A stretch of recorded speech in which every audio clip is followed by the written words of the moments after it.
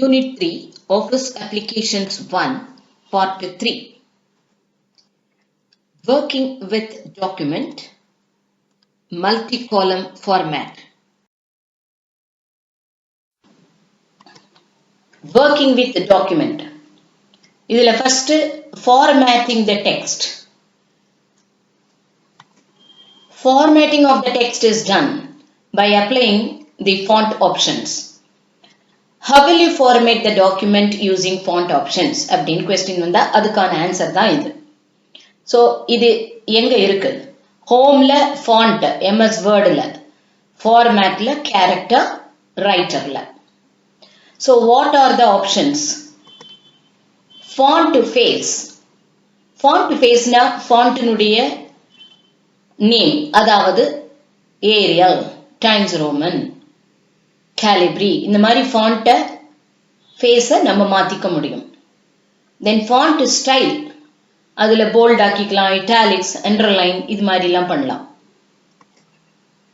Font size choose பண்ணிக்கலாம், என்ன size வேணுமோ அந்த சைஸுக்கு ஃபாண்ட் சைஸை சூஸ் பண்ணலாம். பட் சூஸ் பண்ண ஃபாண்ட்டை இன்க்ரீஸ் பண்ணணும்னா அதுக்கு ஒரு ஆப்ஷன் இருக்கு, ஃபாண்ட் சைஸ் இன்க்ரீஸ். அதுக்கு shortcut key Ctrl+Shift+ greater than symbol, இல்லைன்னா Ctrl+ ரைட் ஸ்கொயர் பிராக்கெட். அதே மாதிரி ஃபாண்ட் கலர் மாத்திக்கலாம். தென் ஃபாண்ட் சைஸை டிக்ரீஸ் பண்ணலாம். அதுக்கு shortcut key Ctrl+Shift+ lesser than symbol or Ctrl+ left square bracket. Then ஒரு பர்டிகுலர் டெக்ஸ்ட் மட்டும் ஹைலைட் பண்ணிக்கலாம்.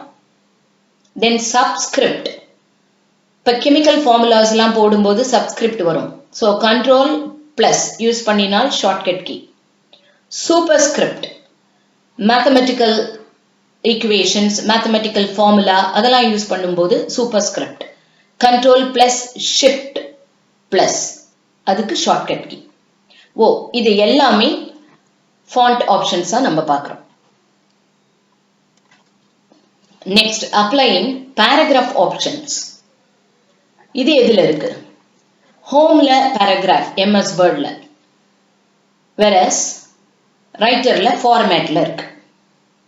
How will you apply the paragraph styles அப்படின்னு கொஸ்டின் வரலாம். ஸோ இதுல என்னென்ன விதமான பேராகிராஃப் ஆப்ஷன்ஸ் இருக்கு? புல்லட்ஸ் அண்ட் நம்பரிங் இருக்கு, இண்டென்ட் இருக்கு, லைன் ஸ்பேசிங் இருக்கு, அலைன்மெண்ட் இருக்கு. புல்லட்ஸ் அண்ட் நம்பரிங் அப்படின்னா என்ன? Bullets bar alphabets bar numbers, they are inserted to a list. ஒரு லிஸ்ட் மாதிரி கொடுத்திருக்கிறது. For example list of flowers, list of vegetables, இல்லை லிஸ்ட் ஆஃப் எனி திங்ஸ். அது எல்லாத்துக்கும் புல்லட்டா நம்ம முன்னாடி போட முடியும். அந்த புல்லட்டுங்கிறது ஒரு சிம்பிள் மாதிரி இருக்கலாம், இல்லை ABCD உள்ள அல்பபெட்ஸா இருக்கலாம், இல்லை 1 2 3ங்கிற நம்பர்ஸா கூட இருக்கலாம். ஸோ இதை நம்ம ஆட் பண்ணிக்க முடியும். இண்டென்ட், இண்டென்ட்னா உள்ள தள்ளுறது. அப்ப increase or decrease the indent level of the paragraph. So ஒரு பேராகிராஃபை ஒரு சர்டன் டிஸ்டன்ஸ் வரைக்கும் இண்டென்ட் பண்ணியிருக்கோம் அப்படின்னா அதை எகெயின் பேக்லையும் கொண்டு வர முடியும். அதாவது டிக்ரீஸ் த இண்டென்ட் லெவல், அந்த லெவலை இன்க்ரீஸும் பண்ண முடியும், டிக்ரீஸும் பண்ண முடியும். அடுத்தது லைன் ஸ்பேசிங். இது எதுக்கு? To specify the before or after and the spacing between the lines. ஒரு பேராகிராஃப் எடுக்கும் பொழுது ஒரு பேராகிராஃப் அதுல நம்பர் ஆஃப் லைன்ஸ் நிறைய இருக்கலாம். ஸோ அந்த ஒரு பேராகிராஃப்க்கும் இன்னொரு பேராகிராஃப்க்கும் நடுவுல உள்ள ஸ்பேஸ், அதுதான் to specify the before and after ஸ்பேஸ்னு அர்த்தம். இதே the spacing between the lines அப்படின்னா within a paragraph அந்த இருக்கக்கூடிய லைன்ஸுக்கு ஒன்னுக்கு ஒன்று எவ்வளவு டிஸ்டன்ஸ் இருக்கணும், அந்த ஸ்பேசிங் எவ்வளவு இருக்கணும், அதுக்கு பேர் தான் the spacing between the lines. So இது ரெண்டையும் பண்றதுக்கு அந்த லைன் ஸ்பேசிங்கிற ஆப்ஷன் எடுப்போம். ஆனா இதே ஆப்ஷனை it is also available in page லே அவுட்ல பேராகிராஃப். அதே மாதிரி indent to a specific value வரைக்கும் நாம மென்ஷனே பண்ண முடியும். இவ்வளோ 1.1 நகத்து அப்படின்னே சொல்லலாம். ஸோ இந்த ஆப்ஷன் பேஜ் லேஅவுட்லயும் பேராகிராஃப்லயும் இருக்கு. ஃபார்மேட்டிங் த டெக்ஸ்ட் பார்த்தோம். இப்ப aligning the text. Aligning the text is done in a document by applying aligning facilities. அலைன்மெண்ட்டுக்காக உள்ள ஃபெசிலிட்டிஸை பயன்படுத்தி நம்ம ஒரு டெக்ஸ்ட்டை ஒரு டாக்குமெண்ட்ல அலைன் பண்ண முடியும். ஹோம்ல பேராகிராஃப்ல இருக்கு, எம்எஸ் வேர்ட்ல. ஃபார்மேட் மெனுல பேராகிராஃப் சப் மெனுல அலைன்மெண்ட்ங்கிற மெனுல ரைட்டர்ல இருக்கு. So what are the different alignments of a text? Left alignment. To align the selected text, numbers or inline objects with a ragged right edge. Ragged அப்படின்னா கசங்கியன்னு அர்த்தம். But இந்த இடத்துல என்ன அர்த்தம்? ஜிக்ஸாக்கா இருக்கும். So லெஃப்டில் கிறிஸ்பா இருக்கும், ஒரே சீரா இருக்கும். whereas ரைட் சைட்ல அது ஜிக்ஸாக்கா இருக்கும். அந்த மாதிரி ரைட் மார்ஜின் இருக்கக்கூடியது. லெஃப்ட்ல சீராகவும் ரைட்ல அலைன்மெண்ட் சீராக இல்லாமல் இருப்பது, இதுதான் லெஃப்ட் அலைன்மெண்ட். அதுக்கு shortcut key Ctrl+L. Then center. To align the selected text, numbers or inline objects to the center. அப்படின்னா எல்லா லைன்ஸுமே ஒரு லைனையும் சென்டர் பண்றது. ஸோ இதுக்கு shortcut key Ctrl+E. Then right. To align the selected text, numbers or inline objects with a ragged left edge. அதாவது right side சீரா இருக்கும், லெஃப்ட் சைடு ஜிக்ஸாக்கா இருக்கும். ஸோ இதுக்கு ரைட் அலைன்மெண்ட்னு பேரு. அதுக்கு shortcut key Ctrl+R. Justify. To align the selected lines on both left and right with a crisp edge. Crisp அப்படின்னா சீராக இருக்கிறதுன்னு அர்த்தம். So both left and right margins ரெண்டுமே சீராக இருக்கிறதுக்கு பேர் தான் ஜஸ்டிஃபை. இதுக்கு ஷார்ட்கட் கீ Ctrl+J. ஸோ இந்த நாலுமே அலைனிங் த டெக்ஸ்டுக்கான ஆப்ஷன்ஸ். ஓகே, இந்த அலைன்மெண்ட்னு பார்க்கும்போது நம்ம இன்னொன்னு இதுல பார்க்கிறோம். What is word wrap? Word ரேப்னா என்ன? What do you mean by word wrap? What is meant by word wrap? Write notes on word wrap. எல்லாத்துக்கும் இதான் answer. While we type within a paragraph, the word automatically breaks the line of text at the right margin and wraps the text to the next line. While we type within a paragraph, ஒரு paragraphல நம்ம அடித்து கொண்டு வரும்போது the word automatically breaks the line of text. ஒரு வார்த்தையை எண்டில் அடிக்கும்போது அந்த வேர்டு ஆட்டோமேட்டிக்கா அந்த லைனை பிரேக் பண்ணி எந்த இடத்துல ரைட் சைட்ல ரைட் மார்ஜின்ல பிரேக் பண்ணி அந்த வார்த்தையை அடுத்த லைனுக்கு ரேப் பண்ணி கொண்டு போயிடும். Robs the text to the next line. Just like நம்ம டைப்ரைட்டர்லாம் ரைட் மார்ஜினல் ஸ்டாப் இருக்கிறதுனால ஒரு லைன் எண்ட் ஆகுதுன்னா நமக்கு ஒரு பெல் சவுண்ட் வரும். அதை வச்சு நம்ம அடுத்த லைனுக்கு போவோம். whereas in கம்ப்யூட்டர் இதுல ஆட்டோமேட்டிக்கா அந்த ஹாட் ஜோனை நம்ம செலக்ட் பண்ணி வச்சிருந்தால் அந்த ரைட் மார்ஜின் வரும் பொழுது அந்த வேர்டு பிரேக் ஆகி அடுத்த லைனுக்கு போயிடும். அதாவது ஹைஃபனேஷன் போட வேண்டிய அவசியம் இல்லாமல் பிரேக் ஆகி வந்துடும். இதுதான் word wrap. Next, applying style in our document. Style gives our document a consistent polished look. நம்ம ஒரு டாக்குமெண்ட்டை ப்ரிப்பேர் பண்ணும்போது அதுல ஹெட்டிங்ஸ் வரலாம், சைட் ஹெட்டிங்ஸ் வரலாம், உள்ள பாடி டெக்ஸ்ட்னு கண்டென்ட் வரலாம். ஸோ ஒன்னொன்னுக்கும் ஒரு ஸ்டைலை கிரியேட் பண்ணி வச்சு ஒரு புக் ஒர்க்கா எடுத்தாலே சைட் ஹெட்டிங்ஸ்க்கெல்லாம் ஒரு மாதிரி, உள்ள இருக்கிற டெக்ஸ்ட் ஒரு மாதிரி, ஹெட்டிங்லாம் ஒரு மாதிரி ஃபிக்ஸ் பண்ணி நம்ம ஸ்டைல் கொடுத்துட்டோம்னா அந்த டாக்குமெண்ட் பார்க்கறதுக்கு சீராகவும் அதே சமயம் மெருகேற்றியும் இருக்கும். அதான் பாலிஷ்டு லுக்குன்னு சொல்றது. ஸோ இதை அப்ளை பண்றதுக்கு வேர்டில் ஹோம்ல ஸ்டைல்ஸ் அப்படிங்கிற இடத்துக்கு போவோம். இதே ரைட்டரா இருந்தால் ஃபார்மேட்ல ஸ்டைல்ஸ் அண்ட் ஃபார்மேட்டிங் அப்படிங்கிற மெனு எடுப்போம். ரைட்டரை பொறுத்த வரைக்கும் Ctrl+F11 பிரஸ் பண்ணாலும் அந்த ஸ்டைல்ஸ் அண்ட் ஃபார்மேட்டிங் நமக்கு பாப்அப் ஆகி வரும். பட் ரைட்டரை பொறுத்த வரைக்கும் page style, character style, frame style, list style அப்படின்னு எல்லா ஸ்டைலையும் கிரியேட் பண்ண முடியும். வேர்டில் பை டிஃபால்ட் ஸ்டைல்ஸை கொடுத்துருக்கோம். நம்ம அந்த ஸ்டைல்ஸை எடுத்து அப்ளை பண்ணிக்கலாம். அப்படி இல்லைன்னா அவர் ஓன் ஸ்டைல், அதாவது நமக்கு தேவையான மாதிரி ஒரு ஸ்டைலை நம்ம கிரியேட் பண்ணிக்க முடியும்.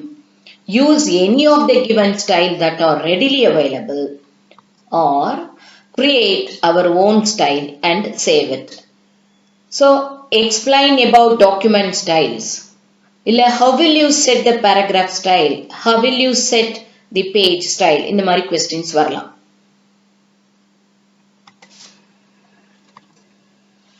Next, setting up of a document page background. ஒரு டாக்குமெண்ட் பேஜினுடைய பேக்ரவுண்டை எப்படி செட் பண்றது? What are the facilities in page background? Page லேஅவுட்ல பேஜ் பேக்ரவுண்ட் அப்படிங்கிற மெனு எடுப்போம் MS வேர்டுல. ஃபார்மேட் அதுல பேஜ், இது ரைட்டர்ல. ஸோ என்னென்ன ஆப்ஷன்ஸ் அதுல இருக்குன்னு பார்ப்போம். Page background to fill the page with fill effects. அது சாலிட் கலரா இருக்கலாம், கிரேடியண்டா இருக்கலாம், டெக்ஸ்சர் ஆர் பேட்டர்ன்ஸ், இதுல எதை வேணும்னாலும் எடுத்து ஒரு டாக்குமெண்ட்டினுடைய பேஜை ஃபில் பண்ண முடியும். So page background. அடுத்தது border. To add a border to a paragraph. ஒரு பேஜ்ல 2-3 பேராகிராஃப் இருக்கலாம். ஒரு பர்டிகுலர் பேராகிராஃப்க்கு மட்டும் நம்ம பார்டர் போடணும் அப்படின்னு நினைச்சோம்னா இந்த பார்டர்ங்கிற ஆப்ஷனை எடுக்கலாம். அடுத்தது பேஜ் பார்டர். இது எதுக்குன்னா to add a page border to a document. அந்த ஹோல் பேஜுக்கு ஒரு பார்டர் கொடுக்கணும்னா பேஜ் பார்டர் ஆப்ஷனை யூஸ் பண்ணணும். Shading to set behind the selected text or paragraph. ஒரு பேராகிராஃப்கோ இல்லைன்னா ஒரு செலக்டட் டெக்ஸ்டுக்கோ பேக்ல ஒரு ஷேடிங் வேணும் அப்படின்னா அதுக்கு நாம இந்த ஷேடிங்கிற ஆப்ஷனை எடுக்கணும். வேற பேஜ் ஃபுல்லா ஃபில் பண்றதுக்கு page background. Okay, next water mark. A ghosted text or picture behind the content. ஒரு டாக்குமெண்ட்ல இருக்கக்கூடிய கண்டென்ட்டுக்கு பேக்ல பிளர்டா தெரியும் ஒரு இமேஜ் மாதிரி. ஸோ பிளர்டா இருக்கிறதுக்கு பேர் தான் இந்த கோஸ்டட் டெக்ஸ்ட்னு சொல்றோம். அது டெக்ஸ்டாவும் இருக்கலாம், ஒரு பிக்சராகவும் இருக்கலாம். அது மாதிரி போடுறது தான் வாட்டர் மார்க். ஸோ இதுல இருக்கிற இத்தனை ஃபெசிலிட்டிஸும் setting up of a document page background அப்படின்னு சொல்லலாம்.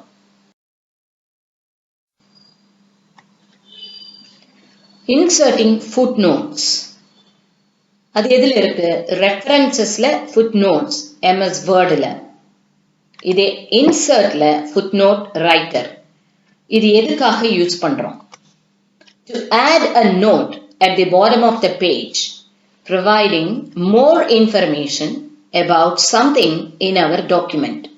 இப்ப நம்ம டாக்குமெண்ட்ல இருக்கிற கண்டென்ட்ல ஒரு பர்டிகுலர் வேர்டுல ஒரு ஃபுட் நோட்டை நம்ம சேர்க்க முடியும்.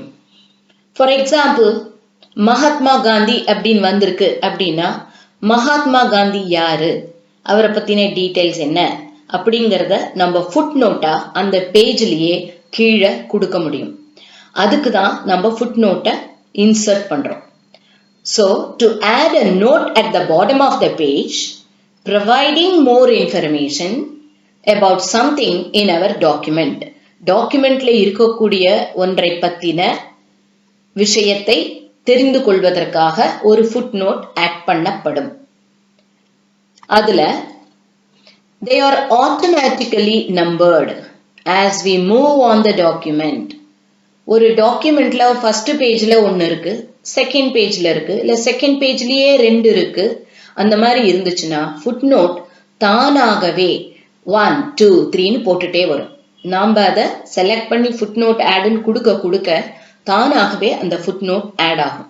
சப்போஸ் நாம ஒரு நடுவில் இருக்கிற ஒரு ஃபுட்நோட்டை ரிமூவ் பண்ணினாலும் ஆட்டோமேட்டிக்கா அந்த நம்பர் ரீஅரேஞ்ச் ஆயிக்கும். இப்ப 3 எடுத்துட்டேன் அப்படின்னா 4ங்கிறது இட் பிகம்ஸ் 3 அப்படி மாறிட்டே வந்துடும். Next inserting end notes.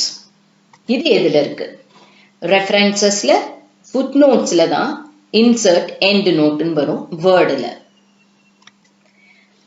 தென் இன்சர்ட்ல எண்ட் நோட் ரைட்டர்ல. இது எதுக்காக யூஸ் பண்றோம்? To add a note like a comment or citation at the end of a document. ஒரு டாக்குமெண்டினுடைய முடிவில் ஒரு கமெண்ட் மாதிரியோ இல்லைன்னா சைட்டேஷன் மேற்கோள் காட்டுவது போல் அதற்குத்தான் இதை பயன்படுத்துறோம்னு சொல்றான். அப்ப ஃபுட்நோட்டுக்கும் எண்ட் நோட்டுக்கும் என்ன மேஜர் டிஃபரன்ஸ் அப்படின்னா, footnote is added in the same page. எந்தெந்த பேஜ்ல ஃபுட்நோட் கொடுத்துட்டு இருக்கோமோ அந்த பேஜினுடைய எண்ட்லயே ஃபுட்நோட் ஆட் ஆகும். ஆனால் எண்ட் நோட்டுங்கிறது அந்த டாக்குமெண்டினுடைய கடைசி பேஜ்ல வரிசையா ஆட் ஆயிட்டு போகும். ஸோ அந்தந்த பேஜ்ல நம்பர்ஸ் இருக்கும், எண்ட் நோட்டுக்கான நம்பர்ஸ் இருக்கும். ஆனால் அதனோட அந்த சைட்டேஷன் ஆர் கமெண்ட்ங்கிறது எங்க இருக்கும்னா அந்த டாக்குமெண்டினுடைய கடைசி பேஜுக்கு போயிடும். Superscript numbers referring to end note or added to our text. நம்ம டெக்ஸ்டுக்கு ஆட் பண்ணும்போது அப்போ சூப்பர்ஸ்கிரிப்ட் ஆட்டம் அந்த நம்பர் காமிச்சுக்கிட்டே இருக்கும். ஆனா ஆட் ஆறது பார்த்தீங்கன்னா கடைசி பேஜ்ல ஆட் ஆகும். தென் இதுல இன்னொன்னு, what is a book mark? Book mark அப்படின்னா என்னங்கிறத தெரிஞ்சுப்போம்.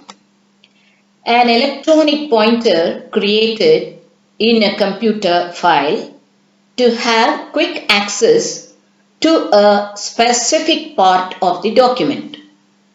இப்போ நம்ம ஒரு புக் படிக்கிறோம், அதுல ஒரு 18வது பேஜ் வந்துட்டேன், நாளைக்கு தான் அதை கண்டினியூ பண்ணணும்னா நம்ம என்ன பண்ணலாம்? அந்த இடத்துல ஒரு புத்தக அடையாள குறின்னு சொல்றது எதையானு ஒன்றை இன்சர்ட் பண்ணி வைப்போம். ஒரு பேப்பரையே வேணாலும் வச்சுக்கலாம். ஸோ அது மாதிரி பண்றது தான் புக் மார்க். அது மேனுவலா நம்ம பண்ணி வச்சுக்கிறோம். ஆனா ஒரு கம்ப்யூட்டர்ல ஒரு டாக்குமெண்ட் அடிச்சுட்டு இருக்கோம், ஒரு புக் ஒர்க்கே எடுத்துக்கலாம், அதுல நிறைய பேஜஸ் இருக்கு. ஒரு 15 பேஜ்ல ஒரு 4வது பேராகிராஃப் வரைக்கும் வந்திருக்கேன், இன்னொரு பேராகிராஃப் இருக்கு அப்படின்னா அந்த particular that is specific part of the டாக்குமெண்ட்ல நம்ம என்ன பண்ணலாம்? ஒரு புக் மார்க்கை இன்சர்ட் பண்ண முடியும். அது எலக்ட்ரானிக் பாயிண்டர் அப்படின்னு அர்த்தம். ஸோ அந்த புக் மார்க்கை இன்சர்ட் பண்ணும்போது அதுக்குன்னு ஒரு பேர் கேட்கும், நம்ம கொடுத்து சேவ் பண்ணி வச்சுப்போம். ஸோ அது அப்படியே இருக்கும். ஸோ சிஸ்டமை ஷட் டவுன் பண்ணினா கூட நெக்ஸ்ட் நம்ம திருப்பி வந்து அந்த புக் மார்க்ல போய் எந்த பேர்ல நம்ம சேவ் பண்ணோமோ அதை நம்ம டபுள் கிளிக் பண்றச்சே அந்த பர்டிகுலர் டாக்குமெண்ட்டினுடைய எந்த இடத்துல அந்த புக் மார்க் இருந்ததோ அந்த இடத்துல கொண்டு போய் அந்த பாயிண்டர் நமக்கு காமிச்சு கொடுக்கும். So that we can continue, அங்கிருந்து திரும்ப கண்டினியூ பண்ணி முடிச்சுக்கலாம். So this is book mark.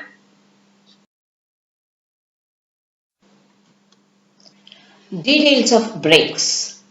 So இதுல ஒரு கொஸ்டினும் வரும், what are page break, column break and line break.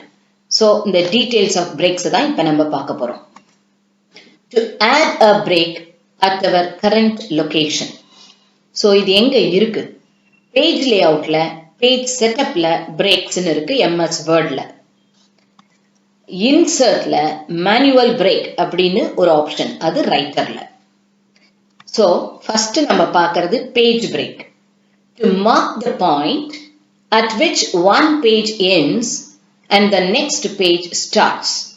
ஒரு பேஜ் எங்க முடியணும் அப்படின்னு மார்க் பண்ணி அடுத்த பேஜ் ஸ்டார்ட் ஆகணும்னு சொல்றதுக்கு தான் page break.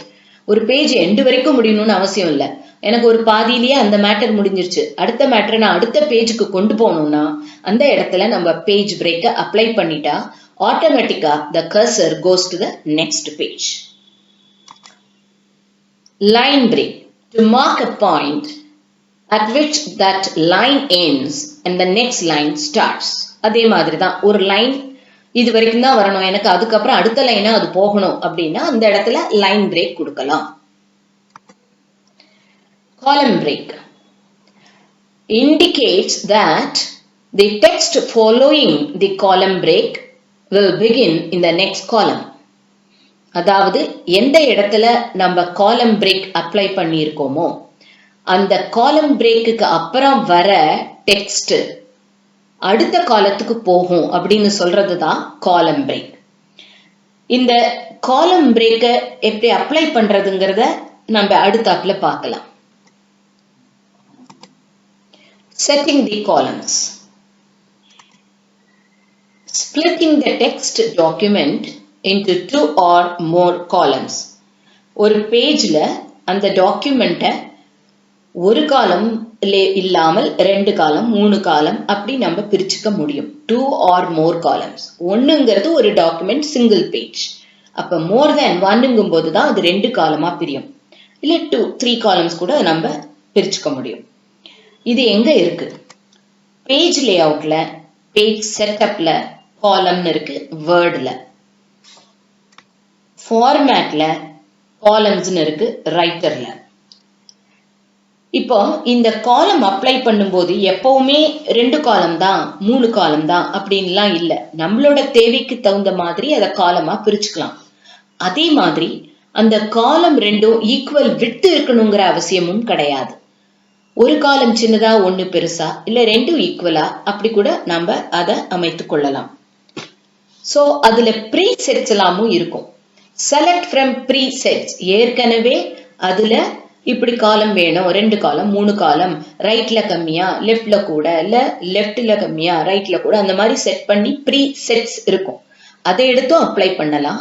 R mention the number of columns and the width. இல்ல நாம என்ன பண்ணலாம், எத்தனை காலம் வேணும், ஒவ்வொரு காலமும் என்ன விட்த் இருக்கும் அப்படிங்கறத நாம ஸ்பெசிஃபை பண்ணலாம். சோ இந்த காலம் செட்டிங்கை அப்ளை பண்ணிதான் உங்களுக்கு பிராக்டிக்கல்ல ஒரு கொஸ்டின் கேட்பாங்க. மல்டி காலம் ஃபார்மேட்னு சொல்லலாம், இல்லைன்னா newsletter. Prepare a multi column format or prepare a newsletter. இது பிராக்டிக்கல்ல வரக்கூடிய கொஸ்டின். அது பை அப்ளையிங் த காலம் and at the same time by applying a header and footer. இத then paragraph styles use பண்ணி, இல்லைன்னா formatting facilities, then inserting a picture, இதெல்லாம் வச்சுதான் அந்த மல்டி காலம் ஃபார்மேட்டை நாம ப்ரிப்பேர் பண்ணணும். சோ அத நெக்ஸ்ட் இப்ப பாருங்க பிக்சரா.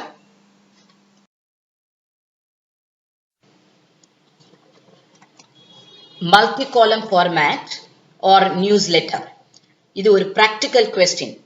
உங்களுக்கு எக்ஸாம்ல how will you prepare a newsletter னு கேட்கலாம், இல்லைன்னா மல்டி காலம் ஃபார்மேட் அப்படின்னு கேட்கலாம்.